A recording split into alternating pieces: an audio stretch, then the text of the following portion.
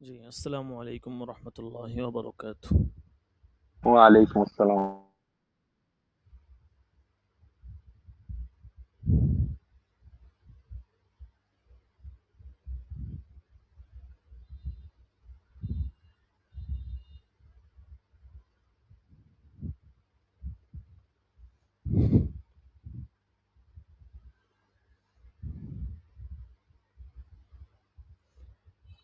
আচ্ছা দেখেন,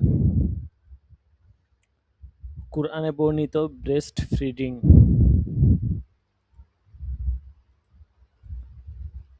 মায়ের বুকের দুধ যে শিশুর বৃদ্ধি আর পুষ্টির জন্য অত্যন্ত প্রয়োজনীয় এ কথা সবারই জানা। কিন্তু আজ থেকে প্রায় 1400 বছর আগের কোনো গ্রন্থে যদি বারবার শিশুকে মায়ের বুকের দুধ খাওয়ানোর জন্য উৎসাহিত করা হয় তাহলে কিন্তু অবাকই হতে হয়।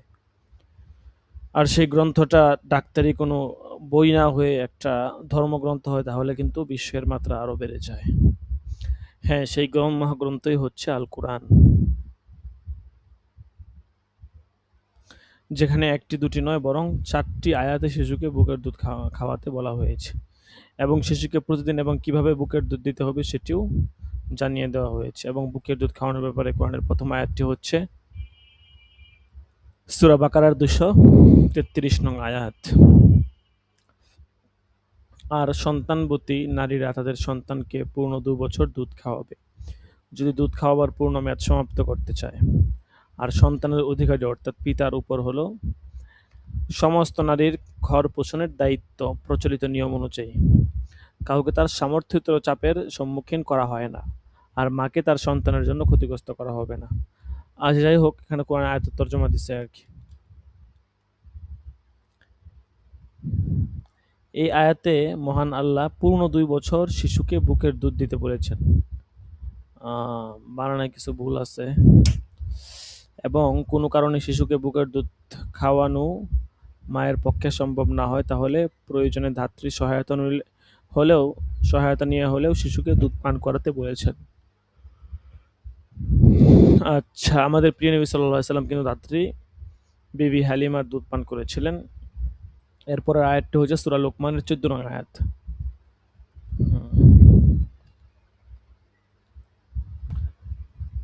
আচ্ছা, মজার ব্যাপার হচ্ছে আগের দুটি আয়াতে শিশুকে 2 বছর দুধ দেবার ব্যাপারে বলা হয়েছে, কিন্তু সূরা আহকাফে গর্ভধারণ আর স্তন দেবার ক্ষেত্রে সেই সময়কে 30 মাস হিসেবে উল্লেখ করা হয়েছে। এখানে মহান আল্লাহ একটি অদ্ভুত বিষয় মানুষকে বলতে চেয়েছেন। কোরআনে সূরা বাকারা সূরা লোকমান অনুযায়ী মা শিশুকে দুধ খাওয়াবে 2 বছর,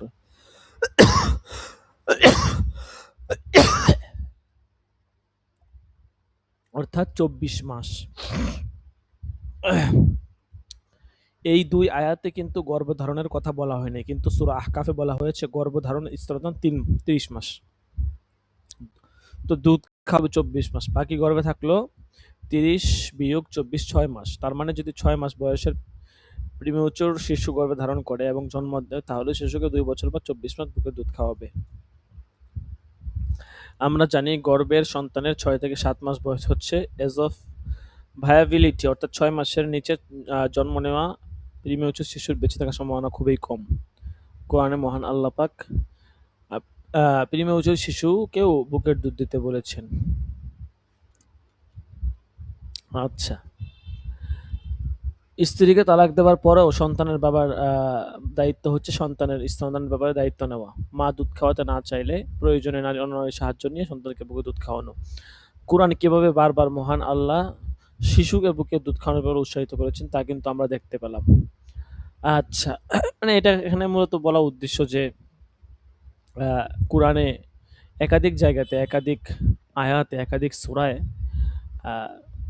সন্তানের জন্য বুকের দুধ এটার গুরুত্ব এবং এটা সম্পর্কে খুবই বিস্তারিতভাবে বলা হয়েছে। তো এটাও কোরআনের একটা বিশেষ মুজিজা যে এই বিষয়টা এত বছর আগে আগে সময়টা তো এটা আসলে রাসূলের পক্ষে কোনোভাবে জানা সম্ভব ছিল না। কিন্তু এমনিতেও মায়ের বুকের দুধ এটা নরমাল শিশুর জন্য অন্য কোনো খাবারের চেয়ে সব দিক থেকে এটা হচ্ছে যে আপনার উত্তম। ঠিক আছে? যত ধরনের আপনার হচ্ছে দুধ পাওয়া যায় বাজারে, এই সমস্ত দুধ থেকে মায়ের বুকের দুধ এটা শিশুর জন্য সবচেয়ে ভালো আর কি।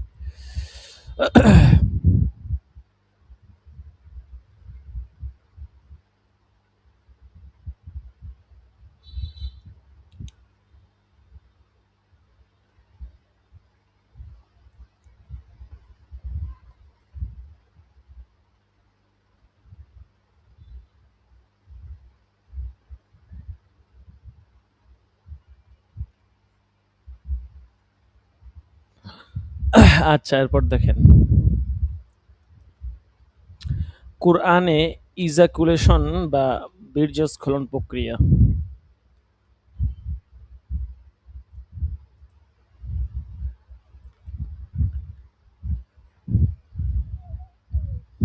কোরআনে বলা হয়েছে ফালিয়ানজুরিল ইনসানু মিম্মা খুলিক, খুলিক মিম্মা ইনদাফিক ইয়াখরুজু মিন বাইনিস সুলবি ওয়াত তারাইব।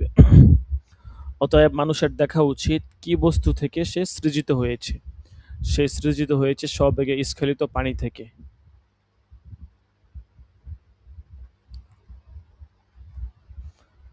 আচ্ছা, এটা নির্গত হয় মেরুদণ্ড বক্ষ পাজরের মধ্য থেকে। কোরআনে আল্লাহ খুব অদ্ভুতভাবে বলেছেন মানুষ সৃষ্টি হয়েছে সবেগে স্খলিত পানি বা বীর্য থেকে, যা নির্গত হয় মেরুদণ্ড আর বক্ষ পাজরের মধ্য থেকে। খুব মাথা খাটিয়ে চিন্তা করলে বুঝতে পারবো আল্লাহ আসলে কি বলতে চাইছেন। মানুষের মেরুদণ্ড আর বক্ষ পাজরের মধ্যে যে স্ট্রাকচারটি তা হচ্ছে স্পাইনাল কার্ড। আলোচ্য আয়াতে মানুষের বীর্যস্খলন প্রক্রিয়ার কথা বলা হচ্ছে, ইংরেজিতে বলা হয় ইজাকুলেশন। অবাক করার মতো বিষয় হচ্ছে মানুষের বীর্যস্খলন বা ইজাকুলেশন প্রক্রিয়াটি নিয়ন্ত্রিত হয় স্পাইনাল কার্ড থেকে। আমাদের বীর্য কিন্তু তৈরি হয় বীর্যথলিতে, টেস্টিস্ট যেটা আর কি, এখান থেকে হচ্ছে বীর্য তৈরি হয়। কিন্তু এই বীর্যস্খলন বা ইজাকুলেশন প্রক্রিয়ার পিছনে কাজ করে সিম্প্যাথিক বা প্যারাস সিম্প্যাথিক সিস্টেম, যাদের অবস্থান স্পাইনাল কার্ডে। আচ্ছা, এখানে মূলত হচ্ছে যে আপনার একটা বৈজ্ঞানিক বিষয় তুলে ধরছে। দেখেন, এটা একটু লাইনে থাকেন দেখি।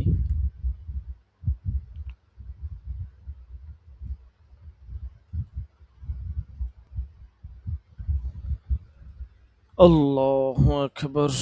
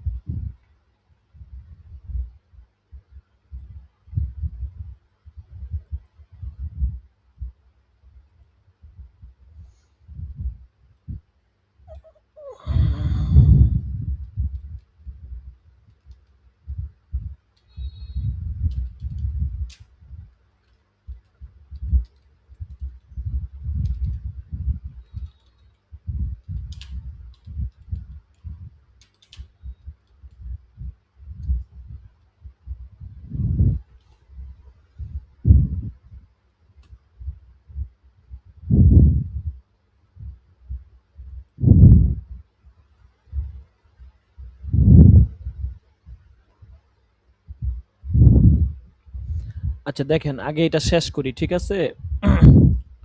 তারপর হচ্ছে আপনার ব্যাখ্যায় যাই। যেটা পড়তেছিলাম যে অবাক করার মতো বিষয় হচ্ছে মানুষের বীর্যস্খলন বা ইজাকুলেশন প্রক্রিয়াটি নিয়ন্ত্রিত হয় স্পাইনাল কার্ড থেকে। আমাদের বীর্য কিন্তু তৈরি হয় বীর্যথলিতে, যেটাকে বলা হয় টেস্টিস্ট আর কি। কিন্তু এই বীর্যস্খলন বা ইজাকুলেশন প্রক্রিয়ার পিছনে কাজ করে সিম্পেথিক সিম্পেথেটিক আর কি, সিম্পেথেটিক বা প্যারাসিম্পেথেটিক সিস্টেম, যাদের অবস্থান হচ্ছে স্পাইনাল কার্ডে।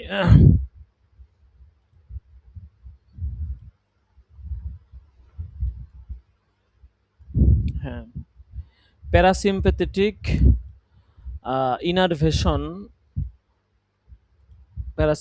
ইনারভেশন আমাদের লিঙ্গ বা পেনিসকে উত্থিত করে, কিন্তু সিম্প্যাথেটিক ইনারভেশন আমাদের বীর্যস্খলন বা ইজাকুলেশন প্রক্রিয়াকে পুরোপুরি নিয়ন্ত্রণ করে। সবচেয়ে অবাক হওয়ার মতো বিষয় হচ্ছে সিম্প্যাথেটিক ইনারভেশন আমাদের স্পাইনাল কার্ডের T1L2 লেভেল এ থাকে, যা সম্পূর্ণভাবে বক্ষপঞ্চ এবং মেরুদণ্ডের মাঝামাঝি একটি স্থান। মোট কথা, মানুষের বীর্য তৈরি হয় বীর্যথলি বা টেস্টিস, কিন্তু এই বীর্যস্খলন বা ইজাকুলেশন প্রক্রিয়াটির মূল কেন্দ্র বা নিয়ন্ত্রণ প্রক্রিয়াটি থাকে স্পাইনাল কার্ডে। আর স্পাইনাল কার্ডের অবস্থান মেরুদণ্ড বক্ষপাজরের মাঝামাঝি স্থান। পবিত্র কোরআনে অত্যন্ত বিশ্বকাপ এই বীর্যস্খলন প্রক্রিয়াটির দিকে ইশারা করা হয়েছে। আচ্ছা, এখানে আপনার হচ্ছে দেখায় দিছে আর কি চিত্রের মাধ্যমে, দেখেন।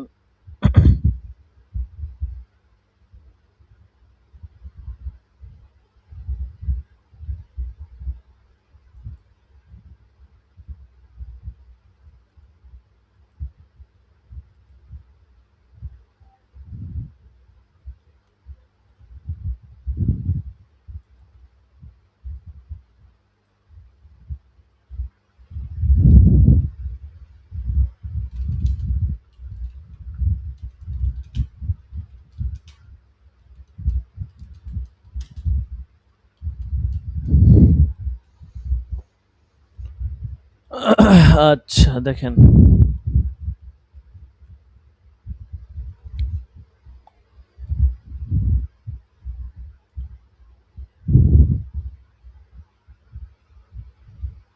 প্রথমত এখান থেকে যে বিষয়টা আমি বুঝতে পারলাম, আমার ক্ষুদ্র জ্ঞানে যেটা ধরলো সেটা হচ্ছে যে আপনার বীর্য তৈরি হয় মূলত আপনার টেস্টিস্ট, বা যেটা বাংলা ভাষায় মানুষ পুরুষের যেই অন্ডকোষ আছে সেখানে।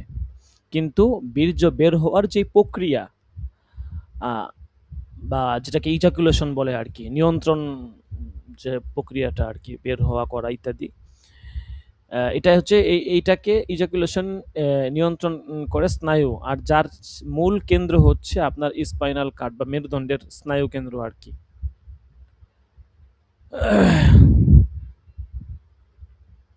এখানে যে ছবির মধ্যে যেটা দেখতেছেন, এক পাশে যে উপরের দিকে দেখেন আছে, এখানে যে এই যে উপরের দিকে একটা দাগ দেওয়া, যে এখানে সিম্প্যাথিক সেন্টার্স যেটা দেওয়া আছে, ইমিশন সিম্প্যাথিক সেন্টার্স এক পাশে দেখেন, এইটাই হচ্ছে আপনার T12 L1 বা T11 বা L2 লেভেল আর কি, ঠিক আছে। এখান থেকে মূলত প্রথম ধাপে বীর্যটা হচ্ছে যে আপনার আসে। এটার মূল কাজ হচ্ছে শুক্রাণু, বিভিন্ন গ্রন্থি, যেই মানুষের অস্থরাজি, সেগুলোর তরলকে একত্রিত করে মূত্রনালীর দিকে পাঠায়, ঠিক আছে। আর এটাকে বলা হয় ইমিশন পাস, ঠিক আছে। তো মূলত এই জায়গাটা হচ্ছে যে আপনার কাজ করে এখানে, আহ, আহ, এই জায়গাটা আপনার মেইনলি কাজ করে আর কি, ঠিক আছে। প্রথম ধাপটা আর কি এই জায়গাটা করে, ঠিক আছে। আচ্ছা, আর এখান থেকেই হচ্ছে আপনার প্রধানত বীর্যটা বের হওয়ার প্রথম যে ধাপটা আর কি এখান থেকে শুরু হয়, এটা ভিতরের প্রক্রিয়াটা আর কি। এটা তার যে মূল রাস্তা, যেদিক দিয়ে বের হবে এই দিক থেকে এগিয়ে আসে। এরপরে হচ্ছে আপনার ইরেকশন বা উত্তেজনা, বা যেটা আর কি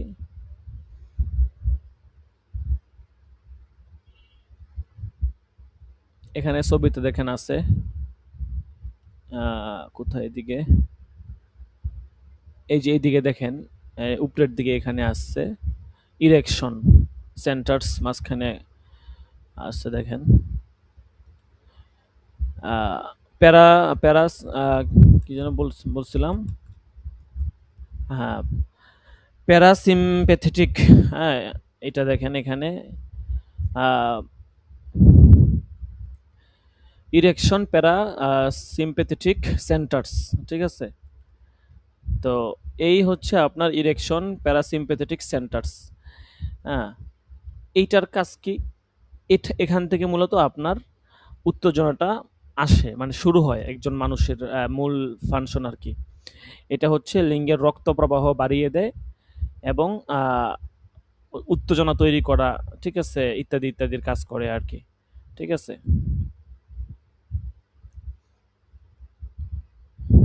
আচ্ছা, এইটা গেল।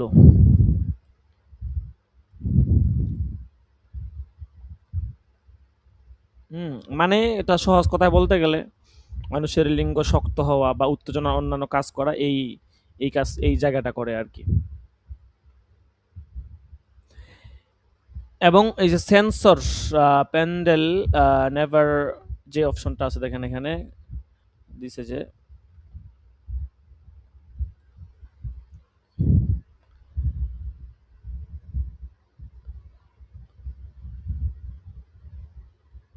এই যে এখানে দেখেন নিচের দিকে, ঠিক আছে, একটা দাগ দিয়ে রাখছে সেন্সরি। তো এইটা হচ্ছে যে আপনার মানুষের সর্বশেষ ধাপ আর কি। ঠিক আছে। আহ, অর্থাৎ এই যেই আপনার ইয়াটা আছে, লাইনটা এদিক দিয়ে আপনার স্পাইনাল কার্ডে তার অনুভূতিটা গিয়ে যায় আর কি।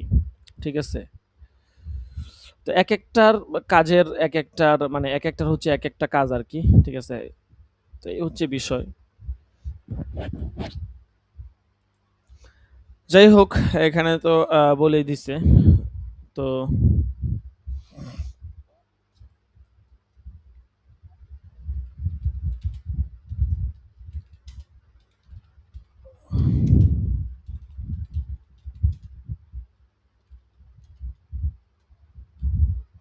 এটা কোরআনের একটা হচ্ছে যে আপনার একটা বিশেষ প্রক্রিয়ার কথা বলা হয়েছে। বীর্যস্খলন, বীর্য কিভাবে বের হয়। ঠিক আছে। তো যদি এটার সামারাইজ করি, তো এটা দাঁড়ায় যে বীর্যটা মূলত তৈরি হয় আপনার অন্ডকোষে। ঠিক আছে। কিন্তু বীর্যটা কখন বের হবে, কিভাবে বের হবে, কোন সময়টাতে বের হবে, এইটা নিয়ন্ত্রণ করে মূলত মেরুদণ্ডের যে নার্ভ আছে বা স্নায়ু সেটা। ঠিক আছে। কিন্তু বীর্য তৈরি হয় আপনার অন্ডকোষেই। ঠিক আছে। ধরেন প্রথমত মানুষের মস্তিষ্ক থেকে সিগন্যালটা যায় হচ্ছে আপনার মেরুদণ্ডে। হ্যাঁ, মেরুদণ্ডের নিচের যে স্নায়ু আছে, হ্যাঁ, এই স্নায়ুর টাই হচ্ছে লিঙ্গের রক্ত চলাচলকে বাড়ায়, লিঙ্গটাকে শক্ত করে। এরপর হচ্ছে আপনার আরেক ধরনের স্নায়ু আছে, সেটা সেটা অন্ডকোষ এবং গ্রন্থি থেকে বীর্যকে বের হওয়ার পথে নিয়ে আসে। ঠিক আছে। আচ্ছা, যাই হোক, এই হচ্ছে বিষয়। আল্লাহ একবার, আল্লাহ।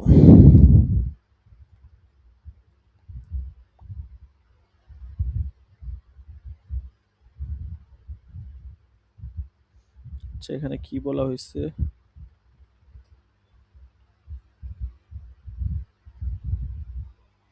দেখি একটু।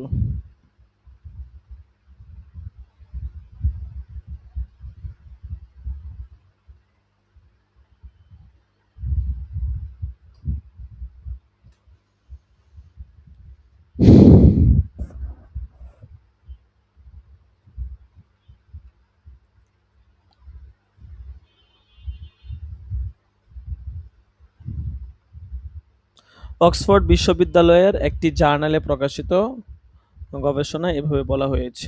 ঠিক আছে। মানে এখানে ওই যে আপনার আগের যে কথাটা গেছে না, ওই কথাটাকেই এখানে বলছে যে পুরুষের বীর্যটা নিয়ন্ত্রণ করে মেরুদণ্ডের T11L2 লেভেলের যেই সিম্প্যাথেটিক নার্ভ আছে সেটা। এই নার্ভ মেরুদণ্ড থেকে বের হয়ে পেট এবং পেলভিসের যেই কয়েকটা নার্ভ আছে সেখানে জমা হয় এবং লিঙ্গ বা অঙ্গে পৌঁছে যায় আর কি। ঠিক আছে। এই আহ, অঙ্গগুলোই হচ্ছে যে আপনার মানে ধরেন এই যে শুক্রাণু বহনকারী যে নালী আছে, নালীর শেষের যেই ফুলা অংশটা, এবং বীর্য তৈরির যে গ্রন্থটা, প্রস্টেট গ্রন্থি, মূত্রনালীর মুখ, এগুলো হচ্ছে এই অঙ্গগুলো বীর্যকে সামনের দিকে ঠেলে দেয়। ঠিক আছে। আচ্ছা, যাই হোক, এটা গেল, এটা এই পর্যন্ত থাকুক। দেখেন এটা আরো তাহকিক করতে মন চাইলে আরো তাহকিক করে নিয়েন। ঠিক আছে, সেটা গেল। এরপরে আসি 20 গেল, এরপরে আসি 21।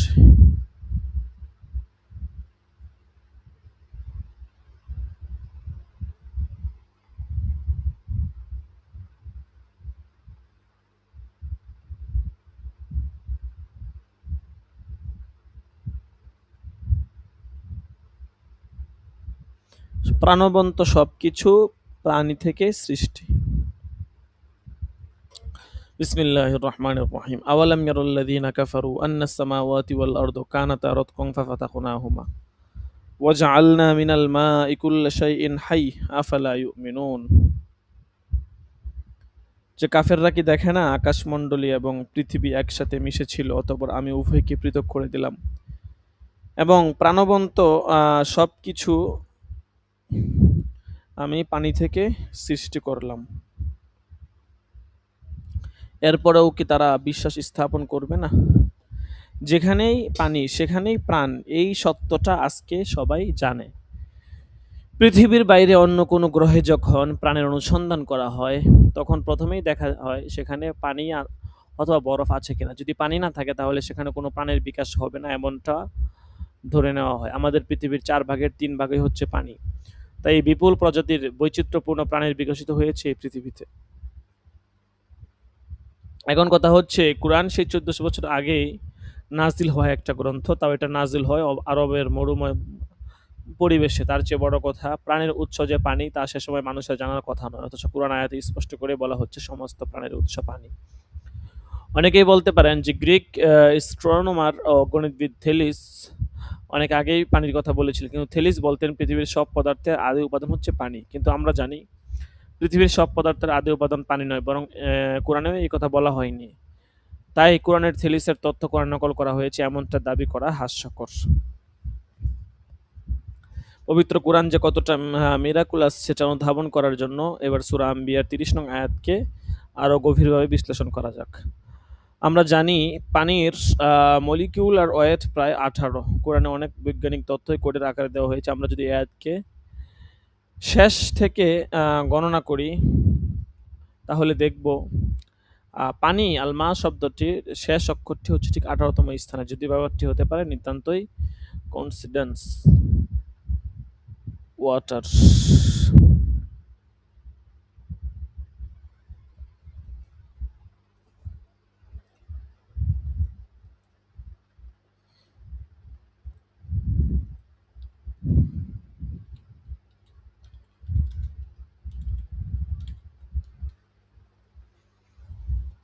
আল্লাহু আকবার। আচ্ছা দেখেন, যা বলতেছিলাম যে আওয়ালাম ইয়ারাল্লাযীনা কাফারু আন্নাস সামাওয়াতি ওয়াল আরদু কানাতা রাতকান ফাফাতাহনাহুমা ওয়াজআলনা মিনাল মাই কুল্লি শাইইন হাই।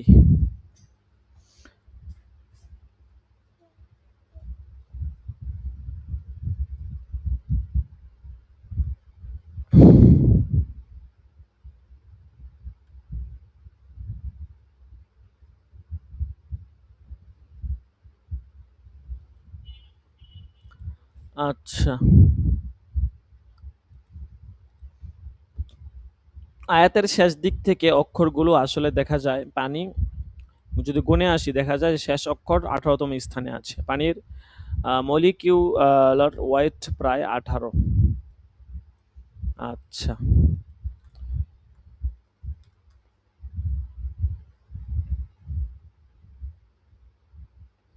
এটা তো বিজ্ঞানিক আলোচনা আর কি। পানির একটা রাসায়নিক সংকেত থাকে, ঠিক আছে? এটার এইচ লেভেল থাকে, H2 লেভেল। একটা পানির একটা পদার্থের একটা আপনার নির্দিষ্ট একটা মাপ আছে, ঠিক আছে? ওই মাপ বা ওই যে লেভেলটা, এইটার আপনার হচ্ছে যে যদি ঠিক থাকে সেক্ষেত্রে পানিটা পান করা যায় আর কি।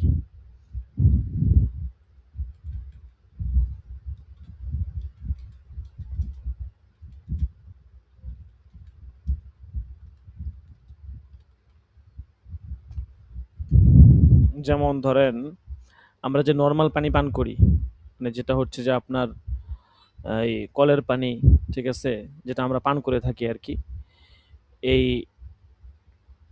এটা হচ্ছে যে আপনার এটাতে দুইটা জিনিস থাকে। একটা হচ্ছে H2 আর কি, হাইড্রোজেন পরমাণু, আর একটা হচ্ছে O মানে অক্সিজেন আর কি, অক্সিজেন পরমাণু, ঠিক আছে?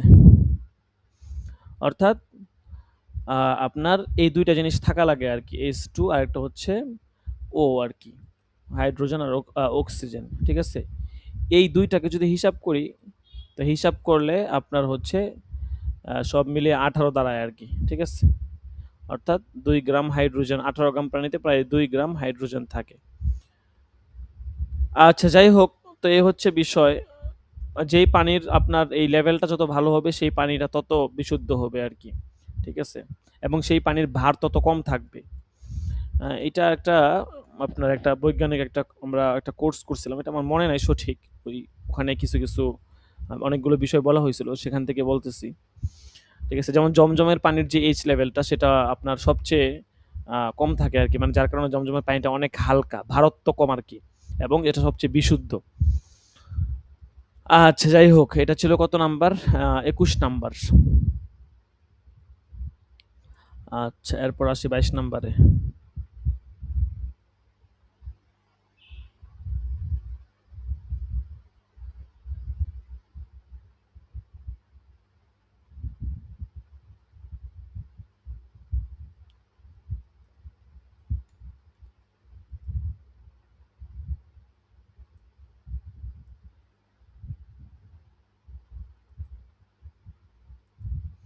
আচ্ছা, এটা শেষ করে দিব। দেখেন,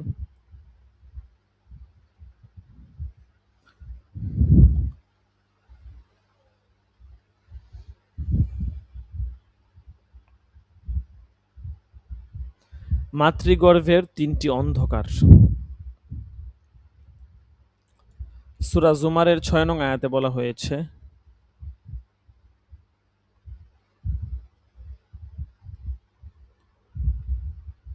خلقكم من نفس واحدة ثم جعل منها زوجها وأنزل لكم من الأنعام 8 أزواج يخلقكم في بطون أمهاتكم خلقا من بعد خلق في ظلمات ثلاث। আচ্ছা, যাই হোক,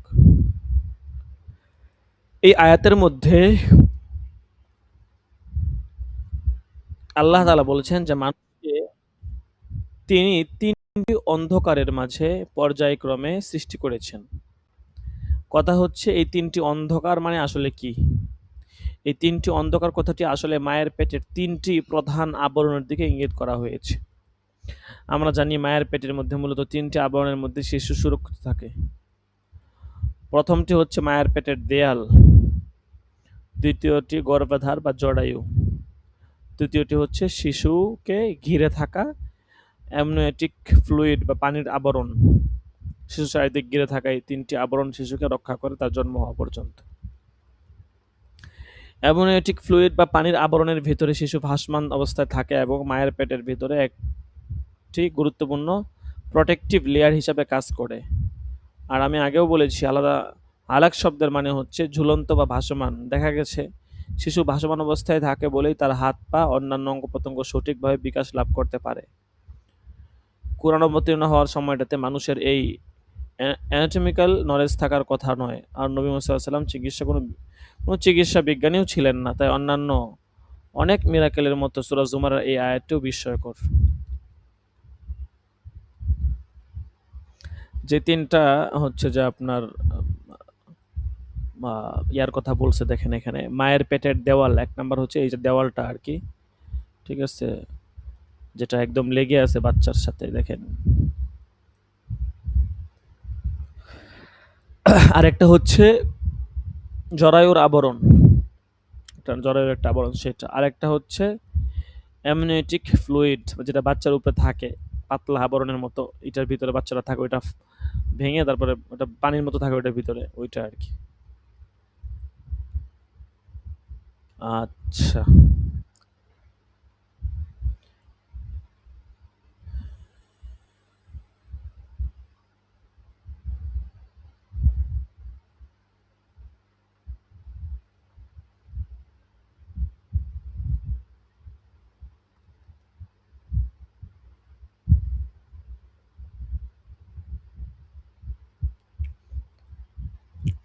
আচ্ছা, এটা ছিল কত নাম্বার আপনার? 22 নাম্বার।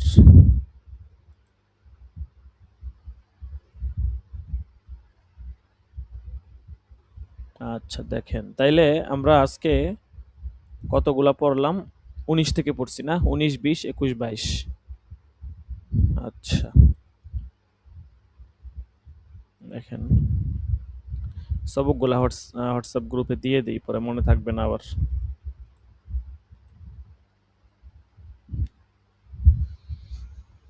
আল্লাহু আকবার।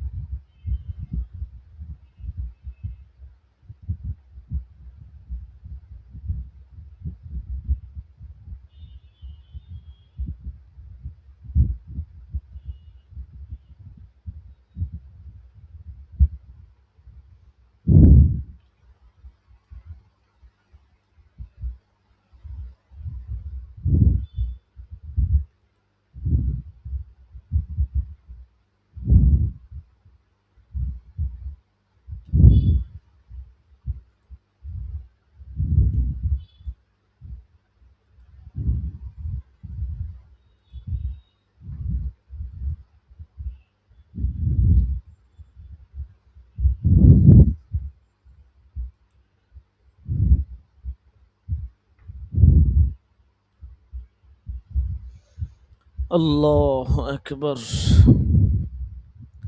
আচ্ছা, তাইলে আমরা আজকে পড়লাম এজাজুল কোরআনের 19, 20, 21, 22 4টা সবক পড়লাম।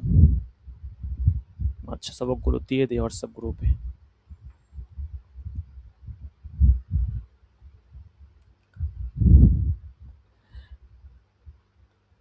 মাওলানা সাহেব, আপনি কি শীটটা কি পিডিএফ প্রিন্ট নিবেন নাকি এভাবেই পিডিএফ দিয়ে পড়বেন? হুজুর প্রিন্ট হলে তো ভালো হইতো।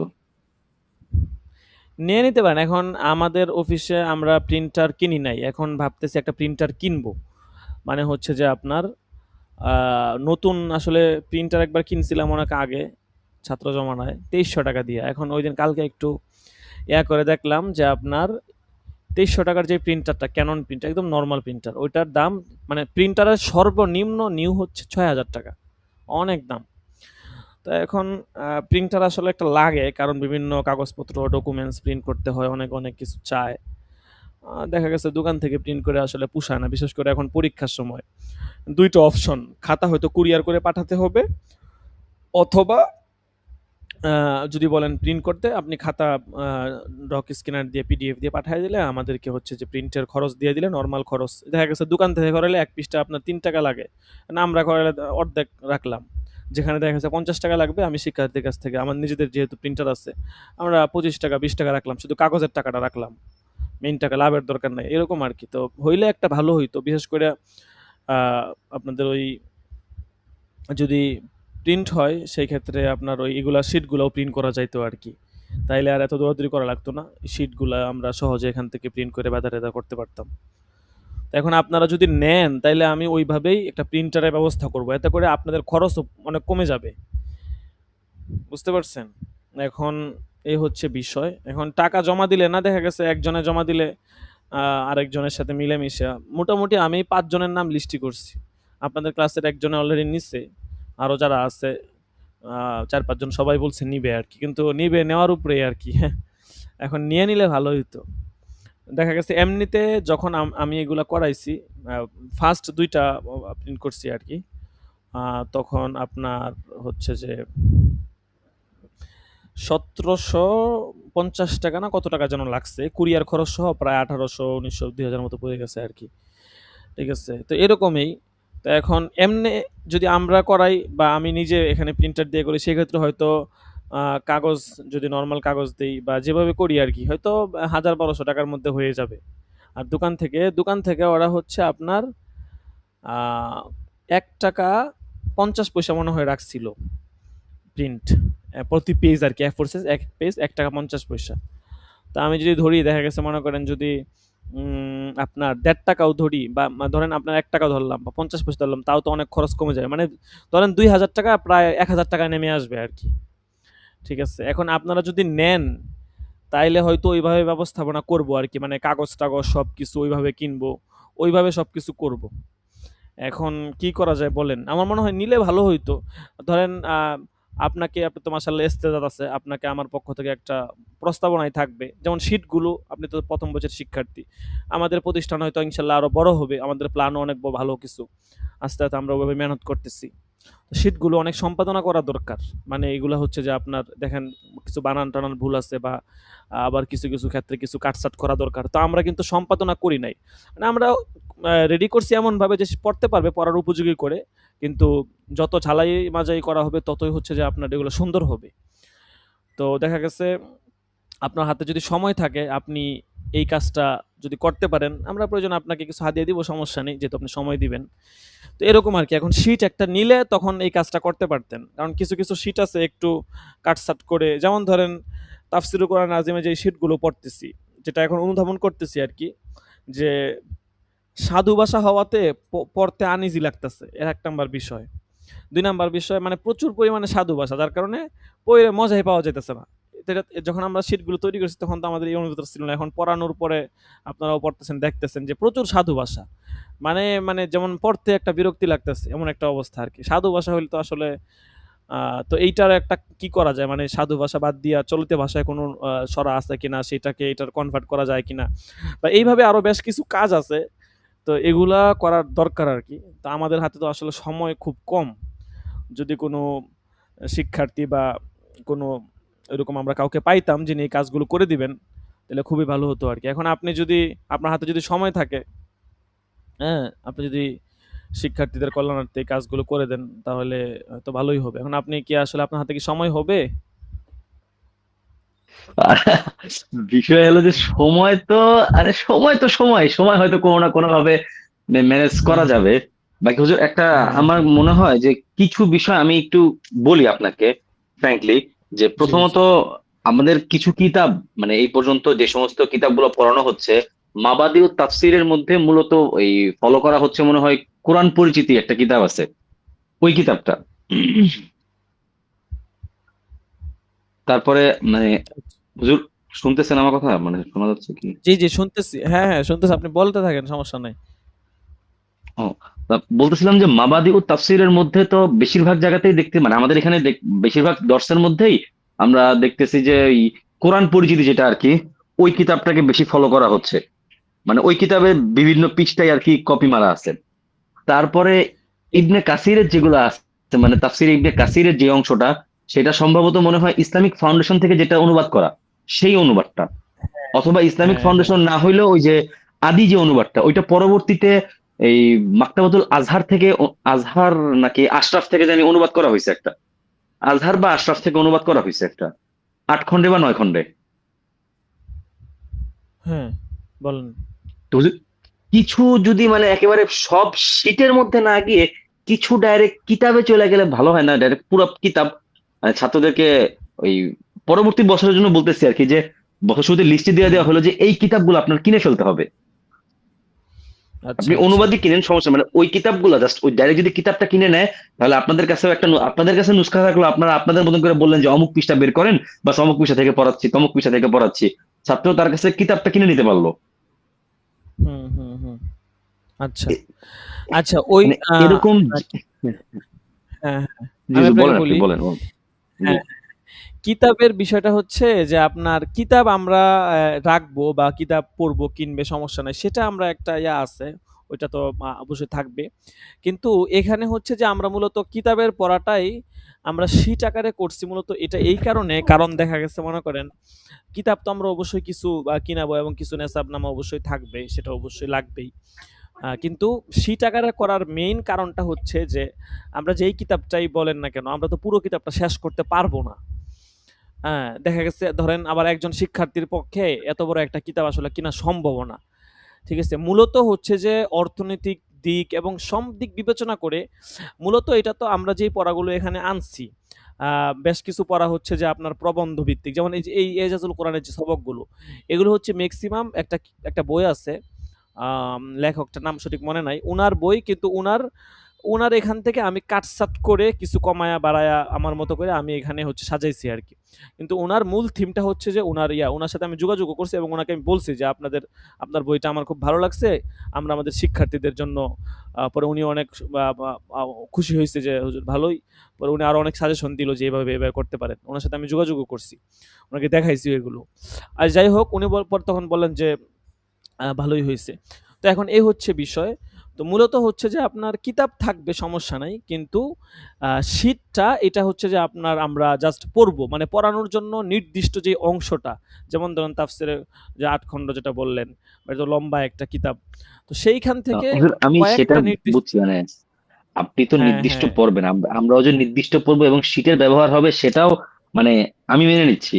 বাকি কথা হলো যে হুম, ওই আপনি যখন মানে বছরের শুরুতে সাজেস্ট করবেন তখন হুম, তাদেরকে হুম। কিতাব সাজেস্ট করে দিবেন। অনেক সময় মানে থাকে বেশিরভাগ ছাত্রই হ্যাঁ, হ্যাঁ, এটাও কেনার মতন করছি। কেনার হ্যাঁ, হ্যাঁ, ইচ্ছাও হ্যাঁ। আছে এবং সক্ষমতা থাকে। আপনি যখন তাকে কিতাব হ্যাঁ, হ্যাঁ। সাজেস্ট করে দিবেন, সে কিতাব কিনলো, সে পরবর্তীতে কিতাব দিয়ে ধরলো। কিন্তু আপনি যখন এই শীট পড়াচ্ছেন, এই যে আপনার শীট গুলোর মধ্যে প্রত্যেকটা জায়গাতে পৃষ্ঠা নাম্বার আছে, ইবনে কাসিরের যেগুলো পড়াচ্ছেন বা এই কোরআন পরিচিতি থেকে যেগুলো পড়াচ্ছেন সেগুলোতে পৃষ্ঠা নাম্বার আছে। তা আপনি শীটটা ওপেন হ্যাঁ, করে হ্যাঁ। বললেন যে হ্যাঁ আমরা এত নাম্বার পৃষ্ঠা থেকে পড়তেছি, উনি সেই পৃষ্ঠাটা বের করতে পারলেন। তো হ্যাঁ, হ্যাঁ, মানে হ্যাঁ। অবশ্যই, এইভাবে করলে অবশ্যই। হয়তো আমার মনে হয় এটাও যে হবে। জিনিসটা মনে হ্যাঁ, হয় একটু আরো সুন্দর সুন্দর হয়। হবে। ঠিক এটাও আমার হ্যাঁ, মনে হয় হ্যাঁ। এই যে আমরা যে ইসের থেকে এজাজুল কোরআন যেখান থেকে পড়তেছি, সম্ভবত বইটা আমার সামনে পড়ছে, বাকি আমি মানে ঠিক মিলাতে পারতেছি না যে কোন জায়গায় যেন এই বই এই জিনিসগুলো এইভাবে পড়া হয়েছে আর কি, মানে ওইভাবে মনে করতে পারতেছি না। ও এখন যদি আচ্ছা, আচ্ছা, ওইরকম বুঝতে হয় পারছি। তাহলে ওই ওই কিতাবের লেখকে মানে ওই লেখকের থেকে ওই বইগুলাই যদি আপনারা আইনেই সাপ্লাই দিতে পারেন ছাত্রদের কাছে, যে হ্যাঁ ঠিক আছে আমরা এই এই বইটা লাগবে আপনার, আমাদের কাছ থেকে নিলে এরকম ছাড় পাচ্ছেন, বা সাথে আপনি এই শীট গুলার দেখা দিলেন যে হ্যাঁ যেদিন যেখান থেকে পড়ানো হবে যে এখান থেকে পড়ানো হচ্ছে। হুম, এটা হুম, মনে হুম। হয় মানে সুন্দর হয়। সম্পূর্ণ শীট হ্যাঁ, হ্যাঁ, নির্ভর এটা হয়ে গেলে অবশ্যই ভালো বিষয়টা হয়। একটু অন্যরকম, মানে খারাপ হয়ে যায়। হুম, হুম। হ্যাঁ, হ্যাঁ, বুঝতে পারছি, বুঝতে পারছি। হ্যাঁ, না ঠিক আছে, আপনার কথা বুঝতে পারছি। ইনশাআল্লাহ অবশ্যই এটা মাথায় রাখা হবে। আচ্ছা, এটা তো গেল, এটা তো একটা সাবজেক্ট গেল। বাকি হচ্ছে যে শীটের মধ্যে আপনার হচ্ছে যে কিছু জায়গাতে সম্পাদনা কাটছাঁট করা দরকার। তবে ওই আমি বিষয় জায়গাগুলোও হলো যে আপনার। আমার সাহিত্যকতার মান খুবই বাজে হুজুর, মানে আমি এত ছোট মানুষ হয়ে যে এত বড় জিনিসে হাত দিব নিজের কাছেও ভয় লাগে। বাকি যদি না হুজুর আপনি তারপরেও মানে এ বিষয়ে আমাকে বলেন, আমি ইনশাল্লাহ করতে প্রস্তুত আছি হুজুর। দেখতে পারেন টুকটাক। ঠিক আছে? মানে ধরেন একটা সাবজেক্ট নিলেন, অল্প, অল্প করে দেখলেন। ঠিক আছে? এবং আ বেশ কিছু বিষয় হচ্ছে যে আমাদের নিজেদের করা আরকি। আমরা নিজেরা বিভিন্ন জায়গা থেকে সংগ্রহ করে নিজেদের মতো করে করছি। তো সেই ক্ষেত্রে আরকি যেগুলা এরকম করা যায় আরকি। এই হচ্ছে বিষয়। যাই হোক, এখন ভাবতেছি যে আপনারা হচ্ছে যে শিটগুলো যদি প্রিন্ট নেন, আ সেই ক্ষেত্রে যদি আ আগে যেভাবে প্রিন্ট করাইছি সেভাবে নিলে, ওই যে নীলক্ষেত থেকে নিলে আপনার ১৮০০-২,০০০ টাকা সব মিলাইয়া পড়ে যাবে আরকি। আর যদি একটা প্রিন্টার নিয়ে আসতে পারি, সেই ক্ষেত্রে হয়তো হুজুর, আপনি খরচটা, হ্যাঁ? বলছেন ঠিক আছে, বাকি এখানে একটা কথা কি যে আপনি যে নিজে করলে তখন কিন্তু সেটাকে আপনি ওই নীল ক্ষেতে যেভাবে বই আকারে করে তারা, সেটা কিন্তু আপনি বই আকারে করতে হ্যাঁ। পারবেন না। তখন আপনার একটা প্লেন শিটই থাকবে। ব্যাপারটা এমন না? না, ওইটা পারবো, পারবো। ওইটা পারা যাবে। ওইটা পারবো। ওই সেটিং ও, আলহামদুলিল্লাহ আমার জানা আছে, ওইটা পারবো। মানে সিলাইয়ের যে পারবো সেটিংটা ওইটা। বাইন্ডিং এর, হ্যাঁ, হ্যাঁ, ওইটাও পারবো। কোনো সমস্যা না, ওইটাও পারবো। ঠিক আছে? ওইটা বাইন্ডিং এর পারলে তো সেটিংটাও অবশ্যই পারবো। প্রশংসনীয়। হ্যাঁ, হ্যাঁ, হ্যাঁ, ওইটা পারবো, ওইটা ব্যাপার না। ওইটা মানে আমি না করি বা বাকি আমি এটা ব্যবস্থা করতে পারবো। ধরেন কথার কথা, আমি যদি শিটগুলো রেডি করে রাখি, জাস্ট বান্ডিংটা যদি আমি অন্য জায়গা থেকে করাই, অনেক কম টাকা লাগবে। না ঠিক আছে? এটা ঠিক আছে হুজুর, কম টাকা লাগবে বুঝলাম। বাকি এখানে কিন্তু হুজুর হ্যাঁ, মানে আমি যতটুকু জানি যে আমি টুকটাক কিছু জায়গাতে কাজ করা হয়েছে, এই হ্যাঁ, বইয়ের হ্যাঁ, কিন্তু পেজ সেটআপ ভিন্ন। বইয়ের ক্ষেত্রে হ্যাঁ, হ্যাঁ। আপনি যেভাবেই নেন না কেন পেজ সেটআপটা কিন্তু ভিন্ন। ফর্মা করে হুম, যদি হুম, আপনি করা হয়, পেজ সেটআপ ভিন্ন করা হয়, তো সেক্ষেত্রে হয়তো আপনি প্রিন্ট করতে গেলে কিন্তু ওই সেটআপে আমরা প্রিন্ট করি না। ওইটা পারবো, সমস্যা নাই। প্রিন্টের নিয়ে কোনো ঝামেলা হবে না। প্রিন্ট সেটআপ প্রিন্ট কিভাবে তা করতে হবে, কত পেজে তাহলে কত কিছু থাকবে, তাহলে তো এটা হুজুর, পারবো। তাহলে এইজন্যই তো অবশ্যই এটা বললাম যে প্রশংসনীয়। হ্যাঁ, হ্যাঁ, হ্যাঁ। এটা পারবো, পারবো ইনশাআল্লাহ। এটা কোনো সমস্যা না। ঠিক আছে? এটা তো পারতেই হবে। ঠিক আছে? প্রিন্টের কোনো ঝামেলা নাই। ধরেন ওরা তো ওদের যেভাবে প্রিন্ট করছে বা যেভাবে করছে আমার মোটামুটি আমার একটা আইডিয়া হয়ে গেছে বা কিভাবে করতে হবে এটা আমার কাছে। শুধু ওই বাইন্ডিংটা হয়তো আমি পারবো না। বাকি ওইটা আমি পরিচিত লোক আছে ওদেরকে দিলে হয়তো ওরা ওভাবেই করে দিবে আরকি। ঠিক আছে? যেমন যখন ফরিদাবাদ ছিলাম, ফরিদাবাদের ২ তলাতে একটা মার্কেট ছিল, দোকান ছিল। ওখানে বিভিন্ন বই-টই আপনি নিয়ে গেলেই বাধাই করে দিত আরকি। তো এরকম বিভিন্ন জায়গাতে বাধাইয়ের দোকান-টোকান আছে। ওদেরকে নিয়ে দিলে দেখা গেছে অল্প টাকাতে ওরা বাধাই-টাধাই করে দিবে আরকি। এই হচ্ছে বিষয়। তো ফরিদাবাদে সমস্যা কোন নাই জামাত এখন পড়ছিলেন? ফরিদাবাদে আমি আপনার শেষের ৩ জামাত জালালাইন আরকি মেশকাত জালালাইন দাওরা। মেশকাত জি, জি। ফারাগাত কোন সালে হজরত? এই তো বেশি না আমার হচ্ছে ২০২১-২২। ও, তাইলে তো হ্যাঁ। হয়তো মনে হয় আপনি যখন উপরের জামাতে ছিলেন তখন হয়তো আমি মনে হয় নিচের জামাতে ছিলাম। আপনি কি আমি ফরিদাবাদ পড়াশোনা ফরিদাবাদে না, করেছেন? জি নাহাবে পড়ছি ফরিদাবাদে। ও কত সালে? নাহাবে পরীক্ষা দিছি তো মনে হয় 19-এ, 18-19-এ পরীক্ষা দিছি ১৯ নাকি। ও ১৯ এ জি। তখন হচ্ছে যে আমি ১৯ এ সরেবেকায় জালালাইন পড়ি আরকি ওই সময়। ও তার মানে ফরিদাবাদ আপনি কয় বছর পড়ছেন? না, ফরিদাবাদে 1 বছরই পড়া হয়েছে আমার। ও আচ্ছা, আচ্ছা। ফরিদাবাদে বেশি পড়া মানে আমার আসলে ওই দেখা গেছে যে ওই ফরিদাবাদেও পড়া হয়েছে 1 বছর, যাত্রাবাড়িতেও পড়া হয়েছে 1 বছর। ইচ্ছা ছিল বড় মাদ্রাসাতে পড়ার, বাকি ওই আবহাওয়ার কারণে আমার শরীরের সাথে ম্যাচ খায় না। সমস্যা হয়ে যায় এই জায়গাতে, শারীরিক কষ্ট বেশি হয়ে যায়। ও থাকা খাওয়ার আচ্ছা, কষ্টের কারণে আচ্ছা। দেখা গেছে যে পরবর্তীতে ছোট মাদ্রাসাতে পড়াশোনা করা হয়েছে। বুঝতে পারছি। আসলে এটাই। সব দিক থেকে আসলে সব জায়গায় হয় না।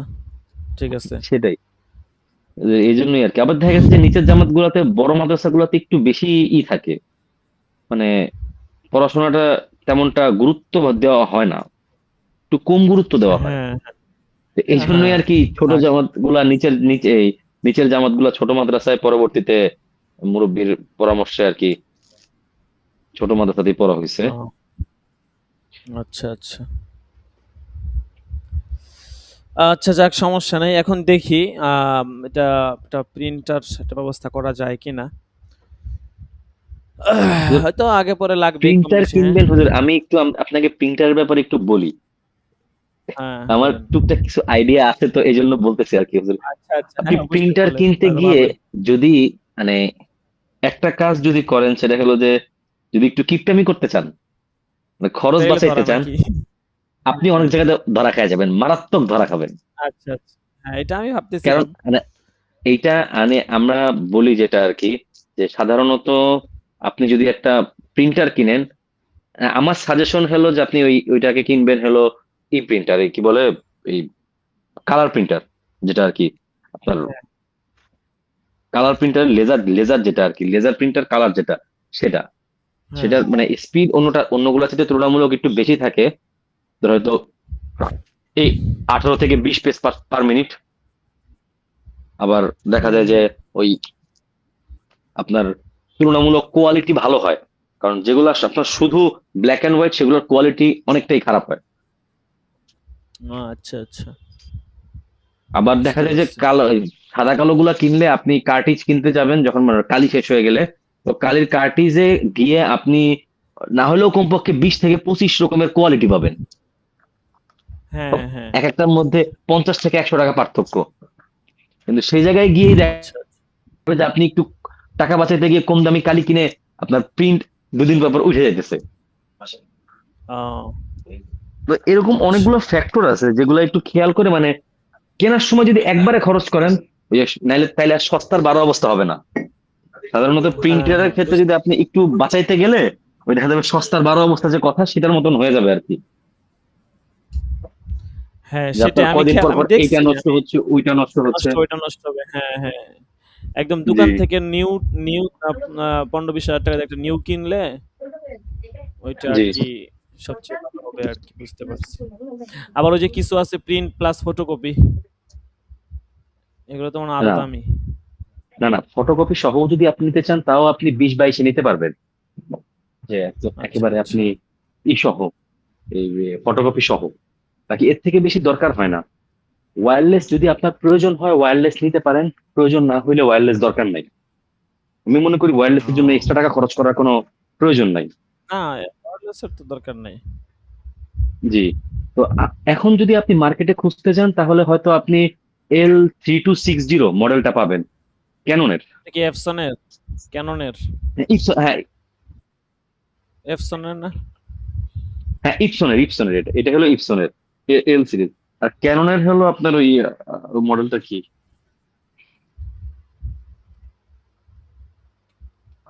মডেলটা তো মনে পড়তেছে না। যে মডেলটার কথা বললেন, এটা কত টাকা দাম?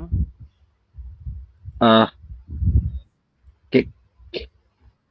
ক্যাননের হলো ওই যে পিগমা ইংজেট যেগুলো আছে সেগুলো আপনার মনে করেন যে এই 18,000 থেকে 20,000 টাকা এরকম। ও আচ্ছা, আর যদি আপনি বুঝতে এই যে পারছি। ইসেরটা ইপসনেরটা মনে করেন যে L3250, আহ এটা মনে হয় আপনার 20,000 টাকা।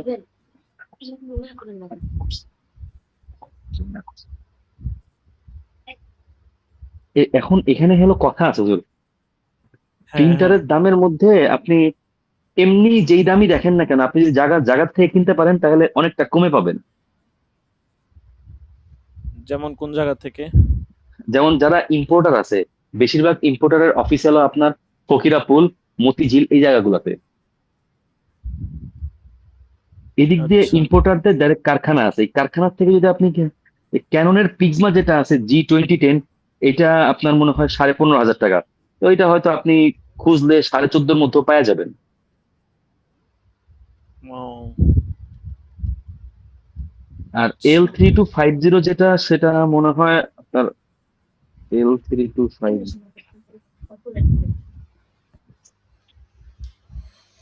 আল্লাহ আকবার। আহ বই গেল সেটা, সেটাও এরকমই দাম পড়বে আপনার হয়তো 18-19-এর মতন পড়বে। ও, তারপরে ব্রাদারের কিছু ল্যাপটপ আছে, সেগুলোও দেখতে পারেন, 18-20-এর মধ্যে ভালো ল্যাপটপ পাবেন যদি একটু এ বিষয়ে একটু ঘাটাঘাটি করে তারপরে কিনে নেবেন। হ্যাঁ, না আমি দেখতেছি। ঠিক আছে, কিছু কিছু দেখতেছি। L3250, এটা 22,500।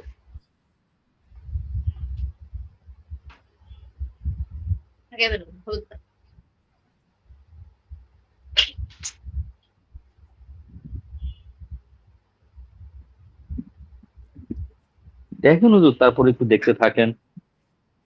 হ্যাঁ, দেখতেছি। আমি মনে করি যে নতুন গুলা কিনলেই ভালো হবে। অবশ্যই পুরান গুলা। পুরানের দিকে যাবেনই না হ্যাঁ, হুজুর, হ্যাঁ। পুরানের দিকে যাবেনই না, আপনার ঠিক করতে করতে দেখা যাবে যে আপনার এই হ্যাঁ, অবস্থা আরো হ্যাঁ, খারাপ হ্যাঁ। হয়ে যাবে, আসলে পুরান জিনিস খাজনাতে মানেই বাজনামতে ঝামেলা। পড়ে যাবে।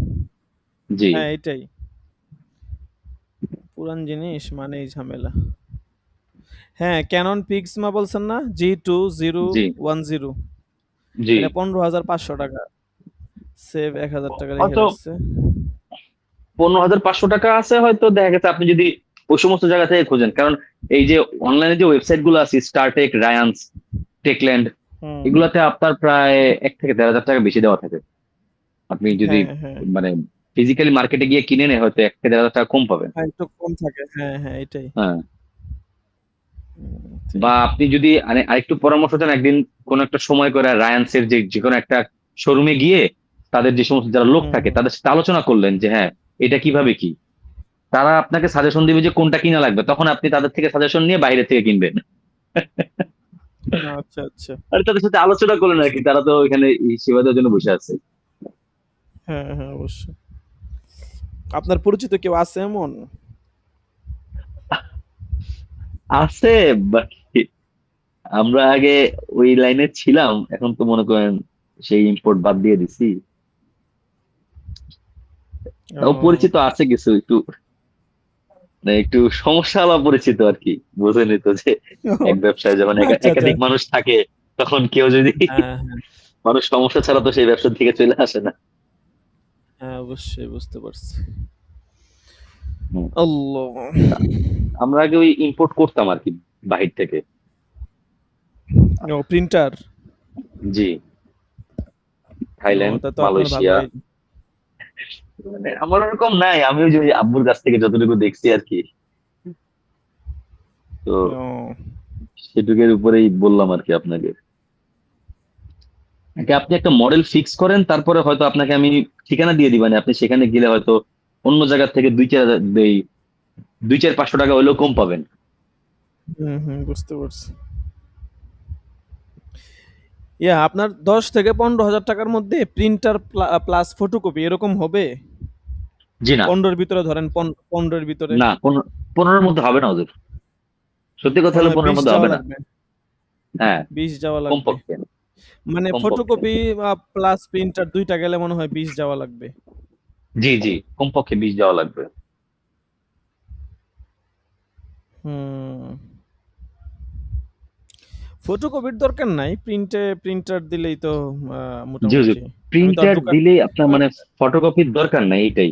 যদি হ্যাঁ হ্যাঁ, বেশি আমি তো ফটোকপি আর দোকান প্রয়োজন হয় দোকান দিয়ে একসাথে, যখন বাল্কে লাগলে তখন আপনি দোকান থেকে করাইতে পারলেন ফটোকপি। হুম হুম, বিশেষ করে দেখা যাবে যদি পরীক্ষার প্রশ্ন ওটাই, টশ্ন হ্যাঁ হয়, হ্যাঁ। আপনি মেইন প্রশ্নটা নিজে কম্পোজ করে বের করলেন, বাকিগুলা দোকান হুম থেকে 8 আনা বা 1 টাকা দিয়ে ফটোকপি করলেন। ফটোকপির তো টাকা কম নেয়, দোকানদাররা, প্রিন্টের টাকা তো বেশি নেয়। হ্যাঁ হ্যাঁ হ্যাঁ, দোকানদার তারপর মনে করেন 3 টাকা করে নেয়, আর দোকানদাররা আসলে কি বলবো। ঠিক আছে। হ্যাঁ।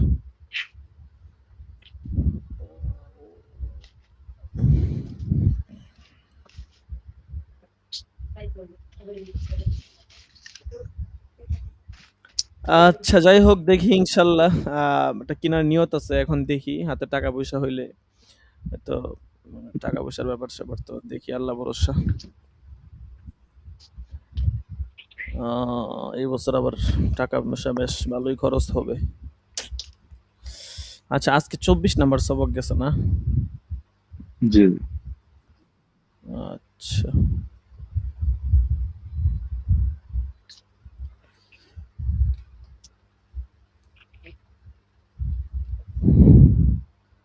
এমনি যদি আপনার পরিচিত কেউ থাকে এরকম, ঠিক আছে, যেহেতু আগে এগুলোর সাথে সম্পৃক্ত ছিলেন, পরিচিত কেউ বিক্রি করবে বা আপনার পরিচিত বিশ্বস্ত এরকম যদি কেউ থাকে তাহলে আমাকে জানায়েন।